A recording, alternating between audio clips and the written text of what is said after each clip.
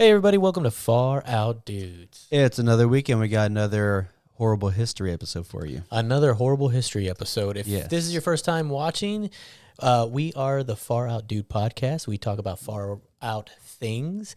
I'm one of the hosts, Paul. I'm Joseph. He's the other host, and he's the one that's I'm going the to co-host. co-host. Yeah, co-host. Or, Whatever. Anyway, equal. so horrible history. If you didn't see our first episode of Horrible History, Uh-huh. Slave George, Yes. go back and watch that very, very terrible, tragic incident that happened to George, only 17 years old. Ask me what I Glad you're going to give us some more information on history. So what do you have for history this time, Joseph? Oh, here's what I brought. Oh, The I like the cue that we have going on the with each name or the title of this is other. Okay. about Love Canal. Love Canal. And I'm not talking about the vagina. Oh, it's not what I was thinking you were thinking about, but okay. Makes sense though, doesn't it? Yeah, sure. Parental advisory. Comment down below or like if you were thinking about the vaginal canal when he said Love Canal. If you did, you have my type of humor. All right. And we need more comments from people like that. So, Love Canal was a planned community in 1890, but only partially developed. And it was planned by William T. Love. So that's where it comes from, named after himself. So when was this again? You said 1800? 1890. 1890, T. Love created a community. William T. Love created a community named after himself. Willie Love. Willie Love. Love Canal. Yeah. Wow. So he was a railroad lawyer. Oh. It didn't go through because of environmental groups lobbying to preserve the Niagara Falls area that it was located in, and not to remove any water or do any development on it. So what they were planning to do was like diverge some of it to start working on it and doing the project. Yeah. Of course, you get those hippies in the 1890s. Yeah. Saying to preserve the Niagara Falls. Yeah. Oh my God. We all visit the Niagara Falls now. It's such a wonder of the world. Like, come on, guys. Wow, look at the water falling over the edge. Wow. Come on. We need to get across it. We need a train to go right through it. Okay. I've never seen water falling over an edge. China. So we need more trains through the Niagara Falls. That's it. I'm protesting.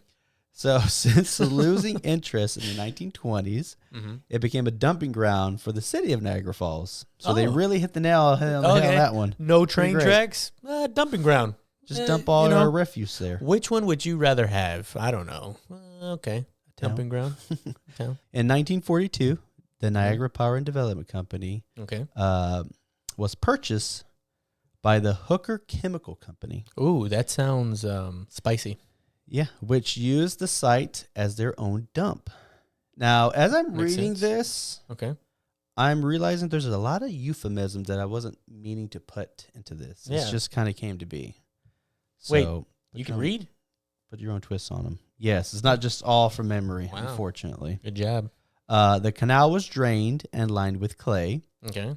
And they started placing, lined with clay. Yeah. I guess 1940s, natural. It's not like, And they started placing 55-gallon drums in there.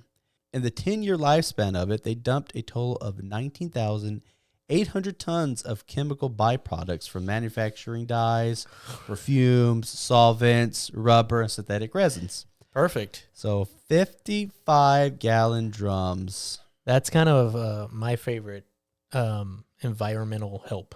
Yeah.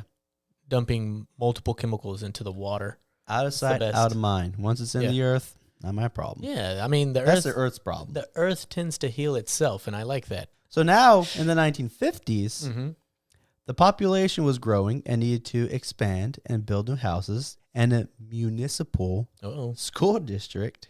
Okay. And I was have word problems. Ooh, are we dumping more chemicals near the school?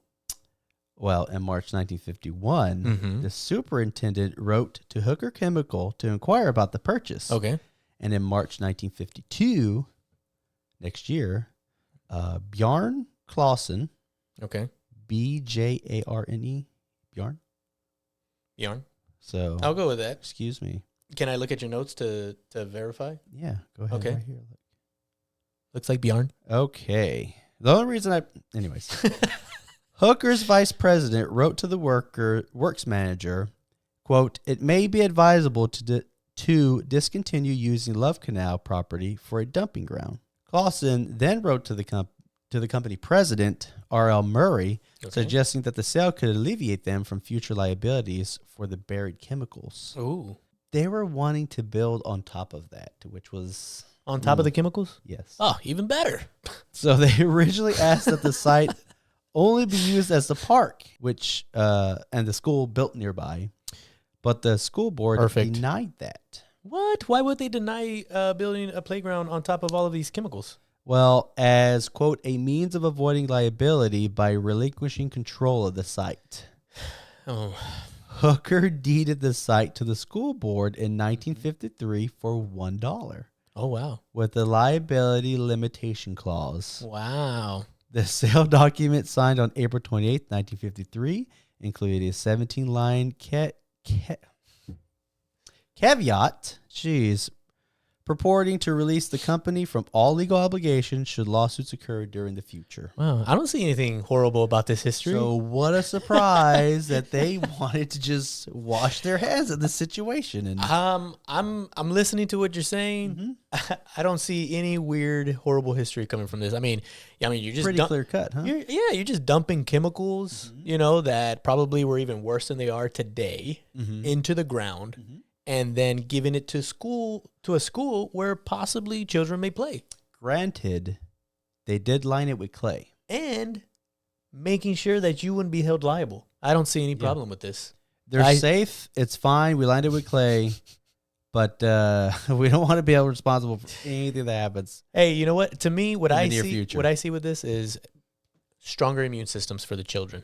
Yeah. Started early. Before we just assume that, let's find out what happens from this. So what happened was, upon completion, in 1955, already 400 children attended the school, and it opened along with several other schools that had been built to accommodate the students. Yep. That same year, a 25-foot, 7.6 meter area crumbled, exposing toxic chemical drums, which then filled with water during rainstorms. This created large puddles that children enjoyed playing in.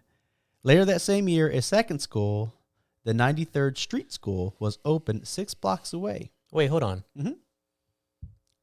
So you're telling me that clay didn't help it? Well, the clay that they built surrounding it held, but the concrete or whatever they had built on top of it didn't. That crumbled. Wait, so you're saying that the clay didn't crumble, the concrete did? Yes. Since the school was built and started being built, I should say, by private developers and the actual city, despite warnings by Hooker Chemical saying due to the chemicals being dumped, the land isn't suitable where underground facilities would be necessary. So if any pipes or anything needed to go under there, they said, obviously, no, that wouldn't be suitable. Okay. Which is why they said just use it as a park. Because that rain's going to get into that water system, those wells. You know what? I think that's a better option. Mm-hmm. Yeah. A school, a playground. Yes. Yeah. I'm glad. Where all the children can condense in that one area. Yeah. They were definitely thinking about the children. Yes. And the situation. The safety of them. The safety, yes. So during 1957, the city of Niagara Falls constructed sewers for a mixture of low-income and single-family residents to be built on lands adjacent to the landfill site. Perfect. While building the gravel sewer beds, construction crews broke through the clay seal, breaching the canal walls. Specifically, they removed part of the protective clay cap to use as fill dirt for the nearby 93rd Street School, and punched holes in the solid clay walls. Wow. And build water lines, and the LaSalle, Lasalle Expressway. Sorry, I'm not from up there, so I don't know how to pronounce it. This allowed the toxic waste to escape when rainwater, no longer kept up by the partially removed clay cap, washed through the gaps in the walls. Hence, the buried chemicals could migrate and seep from the canal. Wow. So you're telling me over time, the clay caps cracked? No. And not only that, but they also decided to remove the They caps. didn't crack. They removed part of the cap Yeah, but you also as fill dirt. you said something else cracked too, and it also seeped. It cracked because they removed. Oh, it that cracked cap. because of the. Oh, okay. Yes, that's the only reason it because they took some of that protective cap clay, used it as fill dirt for the other school down the road. Okay, So they thought that makes sense. it'll be okay. You know, you do those kinds of things to be safe. Carrying on. Okay, sorry. The land where the homes were being built was not part of the agreement between the school board and Hooker. Okay. Thus, none of these residents knew of the canal's history. There was no monitoring or evaluating of the chemical waste stored underground. Residents were suspicious of black fluid that flowed out of the Love Canal for years. What? Residents had complained about odors and substances in their yards or the public playgrounds. I like how, for years they were suspicious of the black. That black liquid just is doesn't a little odd. It just doesn't look right. Finally, the city acted and hired a consultant, Calspin Corporation, to do a far-reaching study. And in 1977, a harsh winter storm dumped 33 to 45 inches of snow, significantly rising the water table. Wow. Because snow melts in the snow water. melts, right? Okay. It tends to. During the spring of 1977, the State Department of Health and Environmental Conservation began an intensive air, soil, and groundwater sampling and analysis program after qualitative identification of a number of organic compounds in the basement of 11 homes adjacent to the Love Canal. You live and you learn, guys. You live and you learn. Yep. So numerous other chemicals seep through the ground. Some of the chemicals and toxic materials found included benzene, chloroform, toluene, dioxin, and various kinds of PCB. Wow, that doesn't sound bad at all. No, pretty healthy. Sounds like normal chemicals that can go into the ground. No big deal. I mean, but if you think about today, we put so many chemicals in our own ground sometimes, like some of the stuff that we buy, Yeah, that's where the warning labels come into play. Like, don't throw this in your yard or flush it down the gutter or anything, or throw it down your sink. So in 1979, the EPA announced the result of blood tests, which showed high white blood cell counts, a precursor to leukemia, and chromosome damage in Love Canal residents. 33% of the residents had undergone chromosomal damage. Chromosomal? Mm-hmm. The NRC noted that the major exposure of concern was the groundwater rather than drinking water. The groundwater, quote, seeped into basements and then resulted in exposure through air and soil. Several studies reported higher levels of low birth weight babies, and birth defects among the exposed residents. The National Research Council also noted a study which found exposed children were found to have an excess of seizures, learning problems, hyperactivity, eye irritation, skin rashes, abdominal pain, and incontinence. So in that year of whenever I said 1970, the Albert Alia Company, Inc., now Sevenson Environmental Services, Inc. Sevenson Environmental Services. Was selected as a principal contractor to safely rebury the toxic waste at the Love Canal. Okay. Not pull it out or anything, but just rebury it. According to the EPA, in 1979, residents exhibited a, quote, disturbingly high rate of miscarriages. Wow. Love Canal can now be added to a growing list of environmental disasters involving toxics ranging from industrial workers stricken by nervous disorders and cancers to the discovery of toxic materials in the milk of nursing mothers. Wow. In one case, 2 out of 4 children in a single Love Canal family had birth defects. One girl was born deaf with a cleft palate, an extra row of teeth, and slight retardation. Wow. And a boy was born with an eye defect. When Eckhard Beck, EPA manager for Region 2, 1977 through 1979, visited Love Canal during the late 1970s, he discerned the presence of toxic substances in the community. He said, I visited the canal area at the time. Corroding waste disposal drums could be seen breaking up through the ground of backyards. Trees and gardens were turning black and dying. Wow. An entire swimming pool had been popped up from its foundation, afloat now on a small sea of chemicals. Puddles of toxic substances were pointed out to me by the residents. Some of these puddles were in their yards, some were in their basements, others yet were in the school grounds. Everywhere in the air had a faint choking smell. Children returned from playing with burns on their hands and faces, which I would assume would be a chemical burns. Golly, that is And so finally, horrible history. in 1994, Federal District Judge John Curtin ruled that Hooker/Occidental had been negligent, but not reckless in its handling of the waste and sold the land to the Niagara Falls School Board. Occidental Petroleum was sued by the EPA and in 1995 agreed to pay $129 million in restitution. Out of the federal lawsuit came money for a small health fund and $3.5 million for the state health study. Jeez. Residents' lawsuits were also settled in the years following the Love Canal disaster. I will say, Yep. they did say don't build anything on it.